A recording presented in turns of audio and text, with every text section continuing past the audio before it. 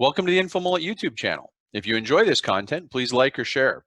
And if you'd like to support the InfoMullet by becoming a mulleteer, visit us on Patreon. We appreciate your support.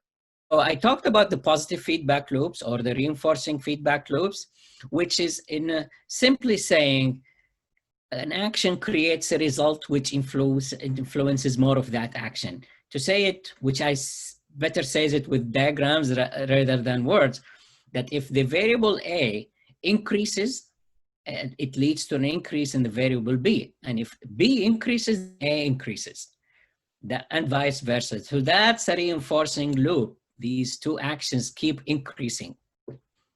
The second concept is the negative feedback loop or the balancing feedback loop that we talked about, where an action represents an attempt to achieve a goal or to close a gap. So this means I won't grow forever. There is a limit. If I reach it, I will stop.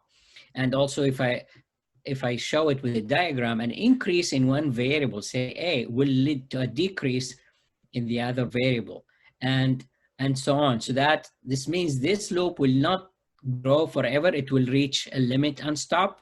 And that's what a negative feedback loop or a balancing feedback loop is. And I will give an examples, not to keep it cryptic like this. Right. Let's move through the examples quickly because we're getting we're building anger in the audience. So let's. Okay, so let's go away from the COVID or we go to fishing.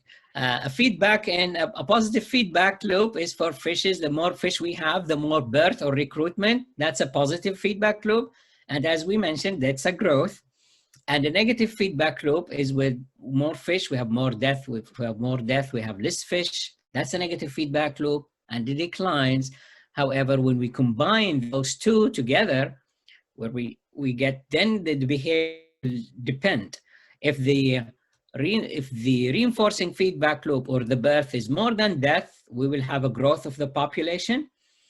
If it is less, then if they're equal, then there is an equilibrium. And if the death is more, then we'll have a decline in the population of the cases, etc. So these are the two concepts. So I just want to summarize this before we jump in the model so that people understand. The stocks and flows are the structure of the pandemic or whatever it is we're studying. That's the structure of how it works. The feedback loops are what creates dynamics between the structures. Would that be a good summary? Yes. All right. Thanks for watching the video. Hope you enjoyed it. If you'd like to follow the InfoMullet, visit us on Facebook or Twitter. And if you'd like notifications when we post new video content, click on the red subscribe button below the video. If you've ever wanted to become a mulleteer and support the InfoMullet, visit us on Patreon. We appreciate the support.